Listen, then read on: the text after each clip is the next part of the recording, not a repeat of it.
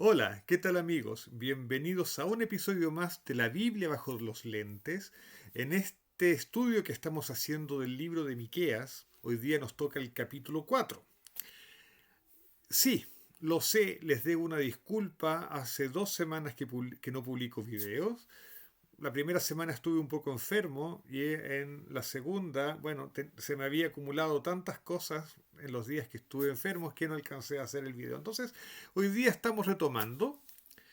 Y como les digo, nos toca el capítulo 4 del libro de Miqueas, que es un capítulo muy especial porque es un capítulo donde eh, se hace una transición, comienza una nueva etapa en el libro. Pero lo vamos a ver, así es que sin más dilación, sin más pretextos ni introducciones, vamos al texto. Ahí está. Y si ustedes ya lo vieron, hoy día no tengo el texto hebreo y el texto en español, tengo dos textos en español. De hecho, son dos textos de la Reina Valera 1960. Y en un lado de la pantalla tengo a Miqueas, en el lado derecho, tengo Miqueas capítulo 4 y en el otro tengo a Isaías capítulo 2, porque vamos a ver el caso curioso de que los primeros versículos de ambos capítulos son idénticos. Pero vayamos al texto. Como les decía, Miqueas capítulo 4 es un capítulo de transición. Los tres primeros capítulos, si ustedes se acuerdan, han sido reclamos de Miqueas. Miqueas ha condenado los pecados en el reino de Judá y ha criticado prácticamente todas las instituciones del reino de Judá. Ha criticado a la élite gobernante, incluyendo a los sacerdotes. Eh, y los abusos de poder que se cometen. Pero en Miqueas, capítulo 4 para el reclamo, es decir, se detiene el reclamo y comienza a vislumbrarse el, el, la futura redención. La futura redención. Y entonces va a haber un cambio de estilo y va a haber un cambio en el tono en el libro de Miqueas. Se va a tornar mucho más agradable de leer, mucho más agradable, se va a disfrutar mucho más. Vayamos a leer el texto que lo vamos a ver. Entonces vamos a leer Miqueas capítulo 4 versículo 1 al, al 3. Los tres primeros versículos.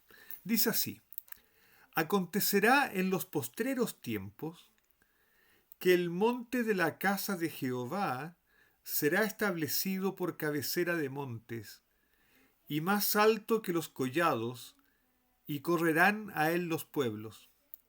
Vendrán muchas naciones y dirán: Venid, subamos al monte de Jehová, a la casa del Dios de Jacob, y nos enseñará en sus caminos, y andaremos por sus veredas, porque de Sión saldrá la ley, y de Jerusalén la palabra de Jehová.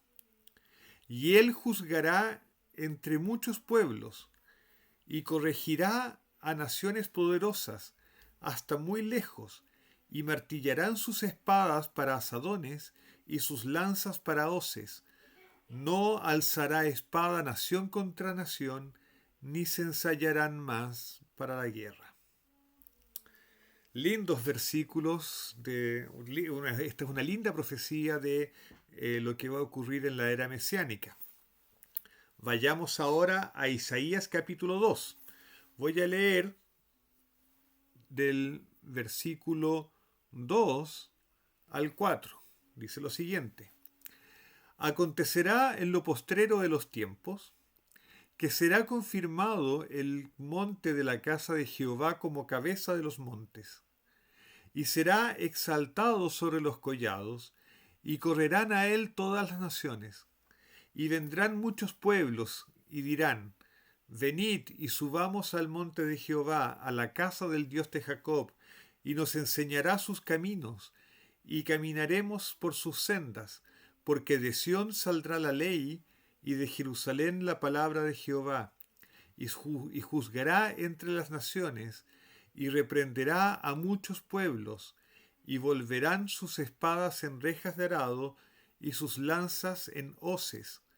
No alzará espada nación contra nación, ni se adiestrarán más para la guerra. Supongo que lo notaron, pero los dos pasajes son virtualmente idénticos. Hay pequeñas variaciones en el texto hebreo. eh, También hay pequeñas... Les voy a mostrar, de hecho, algunas variaciones que se dan en el texto hebreo en Miqueas y en Isaías. Eh, un cambio que es bastante notorio, ustedes a lo mejor lo pudieron notar, es que Isaías usa, por ejemplo, la palabra goim, que la Reina Valera lo traduce como naciones, mientras que Miqueas usa la palabra amim, que la Reina Valera lo traduce como pueblos.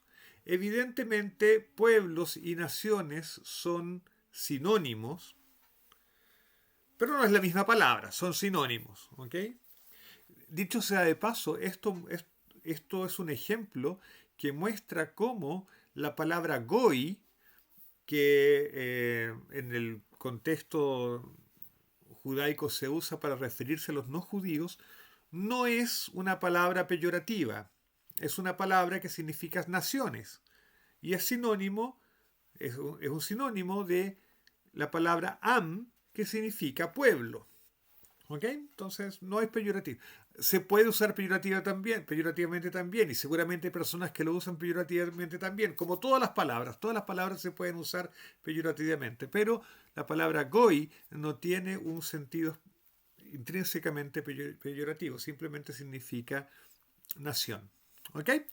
Entonces hay diferencias de ese estilo, cambios de una palabra por un sinónimo, o el orden de las palabras a veces está eh, un poco distinto en ambos profetas, pero es esencialmente el mismo texto, esencialmente el mismo texto.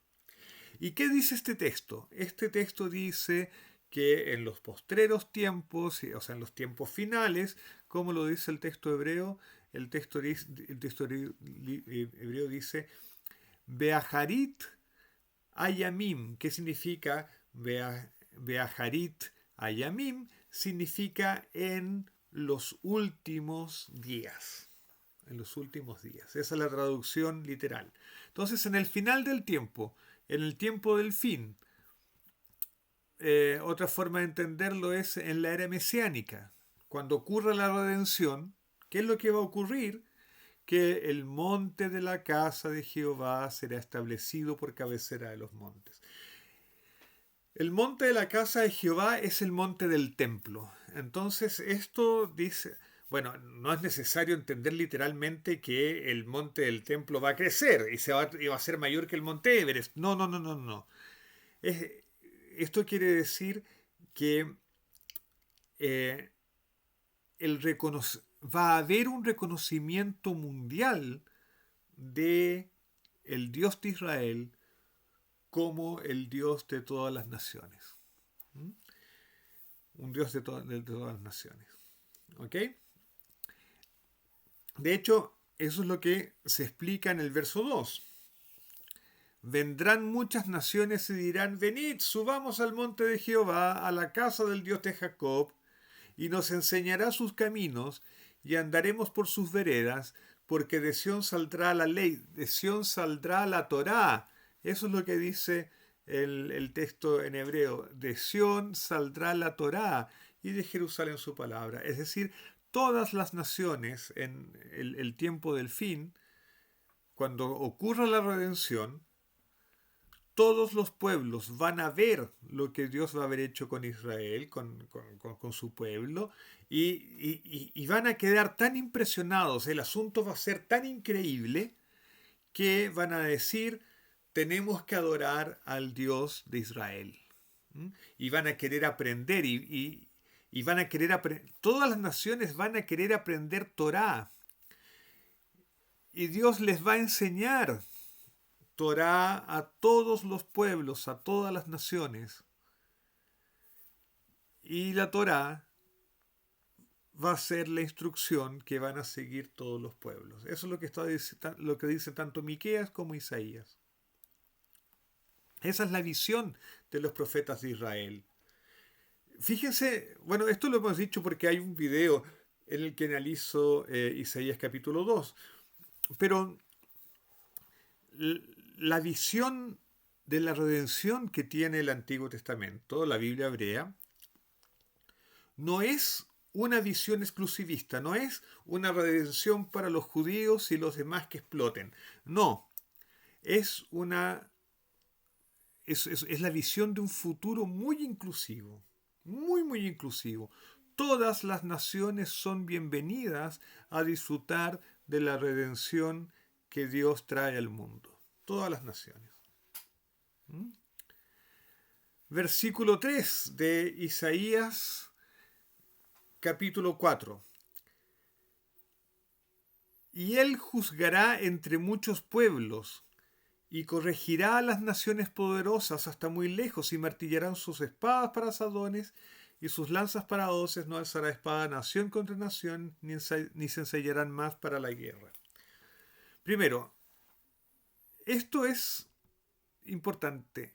Y él juzgará entre muchos pueblos. ¿Quién es ese él? ¿Quién es ese él? Esa es una buena pregunta, porque el antecedente puede estar explícito o implícito. Un antecedente explícito podría pensar que se trata del monte de la casa de Dios. Y uno podría pensar que eso puede tomarse como una metáfora del Mesías. Otra posibilidad es que sea Dios mismo el que juzgue, el que va a juzgar a muchos pueblos. El caso es que hay un juicio a las naciones. ¿Por qué es ese juicio a las naciones? Bueno, porque las naciones persiguieron a Israel. Las naciones abusaron de su poder, de su situación de poder frente a Israel. Así es que llega un momento en que Dios hace la raya para la suma y saca las cuentas y pasa facturas, pasa boletas. Pero fíjense lo que dice, y corregirá a naciones poderosas hasta muy lejos. Este es un juicio que finalmente redunda también en corrección, en educación, en un cambio para las naciones. Y de hecho las naciones cambian porque transforman sus instrumentos de guerra en instrumentos de producción agrícola y finalmente en instrumentos de paz. Y deja de haber guerra. La paz, finalmente el juicio de Dios es un juicio que trae paz al mundo. La era mesiánica trae paz al mundo. Esa es la visión de los profetas. Y ahora, a partir del versículo siguiente, Isaías y Miqueas se separan. Y yo quiero, a riesgo de hacer este video un poco largo, yo quiero que leamos Isaías y Miqueas cómo continúan esta visión para entender los matices, para entender los detalles, para entender los énfasis que cada uno de los profetas está dando. Vamos a leer Isaías, versículo 5 del capítulo 2 en adelante. Lo vamos a leer hasta el final, hasta el versículo 22, dice así.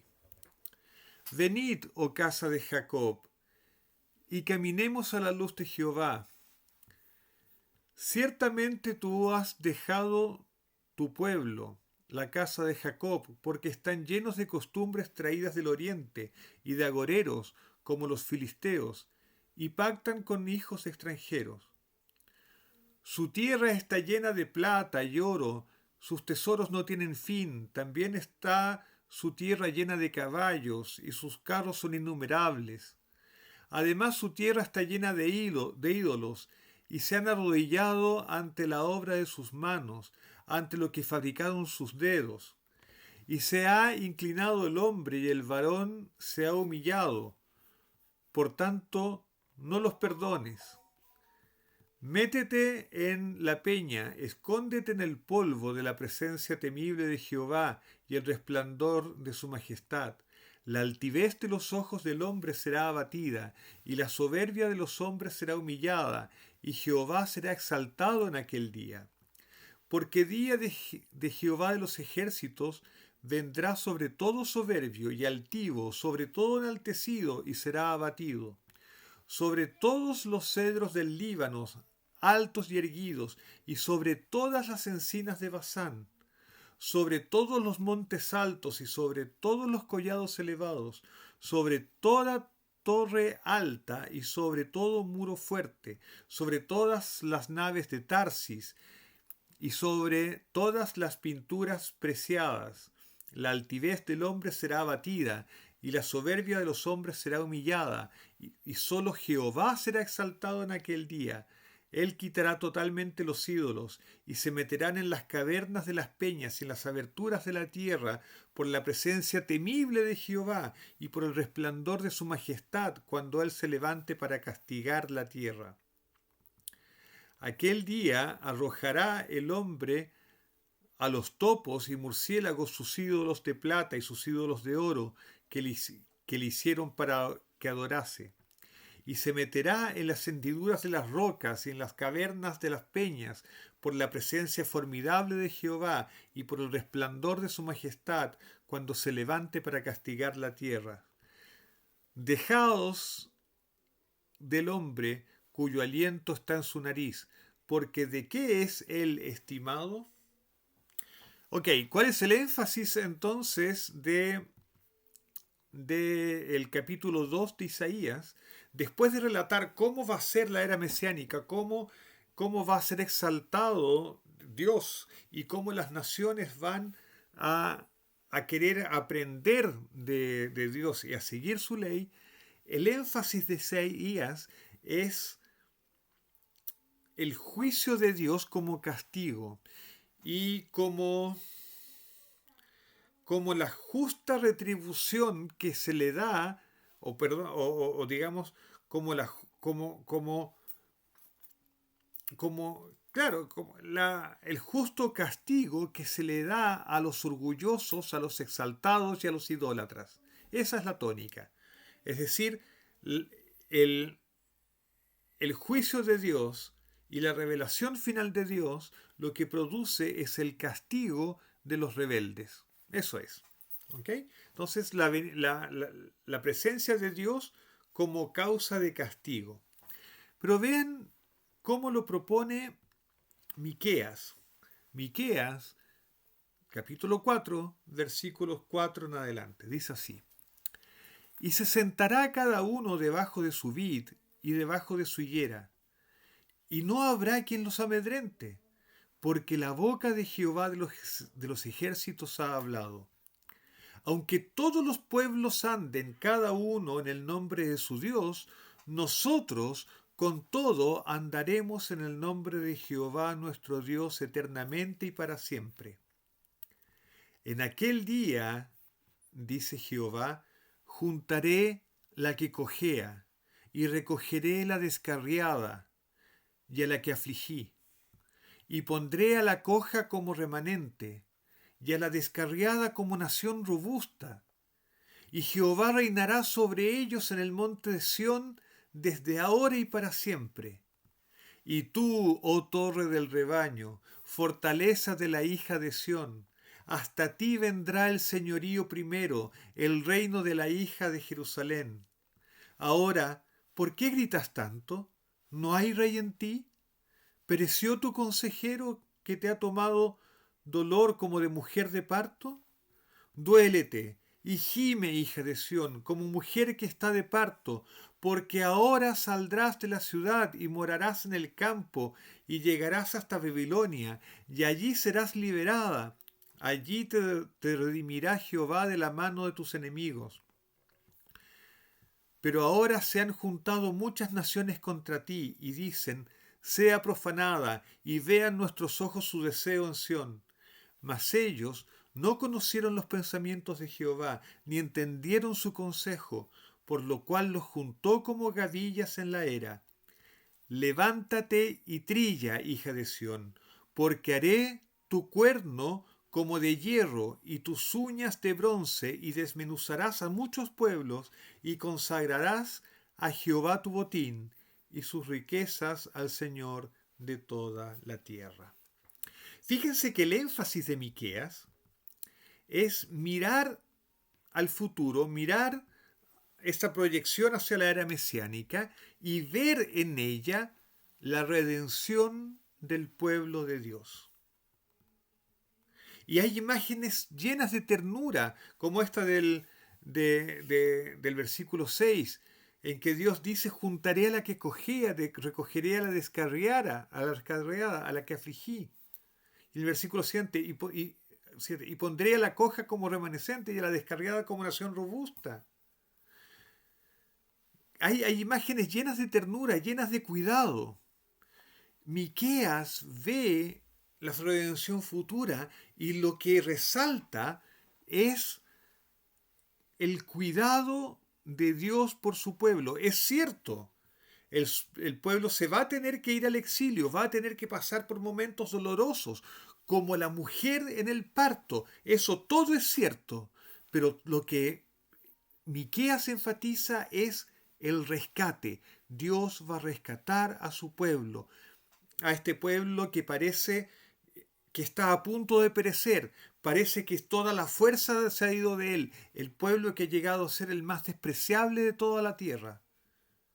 Ese pueblo va a ser redimido por Dios, Dios los va a librar de sus enemigos y los va a cuidar, los va a rehabilitar, los va a sanar. La presencia de Dios como sanación, la presencia de Dios como salvación, la presencia de Dios como redención, como rescate. Ese es el énfasis de Miqueas. El énfasis de Isaías, la presencia de Dios como justicia, la presencia de Dios como retribución justa, es decir, como castigo a los rebeldes, a los que han hecho mal, a los que han abusado de su poder, a los que han sido idólatras. ¿Son contradictorias las visiones de Miqueas y de Isaías? No, muy por el contrario, son complementarias. La presencia de Dios es ambas cosas. Es la venida de la justicia y es la venida de, digámoslo así, el castigo a los que se han portado mal, y también es restauración, y también es salvación, y también es redención, y también es ternura cuidadora. Ambas cosas son ciertas. Y seguramente por eso es que en la Biblia hebrea se necesitaban 2 capítulos que tuviesen la misma visión inicial de la redención futura y 2 interpretaciones distintas de lo que esa presencia divina significa. Porque las 2 son ciertas y las 2 son complementarias. Tenemos un Dios que no es indiferente frente al mal y que va a actuar frente a ese mal. Y el mismo Dios va a cuidar, va a sanar, va a rehabilitar.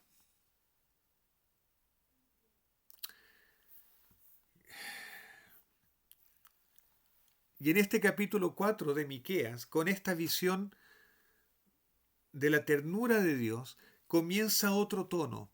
Miqueas ya deja de reclamar, ya deja de denunciar lo que está mal en Judá y va a mirar con esperanza el futuro, va a mirar con esperanza la redención y va a usar ese, esa, esa exaltación de la misericordia de Dios como estímulo para que su pueblo también haga un retorno profundo a Dios. Quizás hay dos maneras de llamar a las personas a un arrepentimiento y a un regreso a Dios. Una es amenazando y otra es mostrando la bondad de Dios. Y hay personas que necesitan un poco de rigor, que necesitan ser remecidas. Y hay personas que necesitan ser sanadas, que necesitan que se les hable con ternura. Y está en la sabiduría del profeta saber cuál es la manera de entregar el mensaje de Dios a la gente. Que Dios nos dé la sabiduría suficiente para que nosotros también podamos ser buenos anunciadores de esa redención que aguarda por nosotros y que al mismo tiempo nosotros aguardamos. Que tengamos todos un lindo sábado, Shabbat Shalom para todos, que la paz de este sábado nos inunde a nosotros y acabe inundando el mundo entero y que sea una paz que dure para siempre. Nos vemos en la próxima. Chao, chao.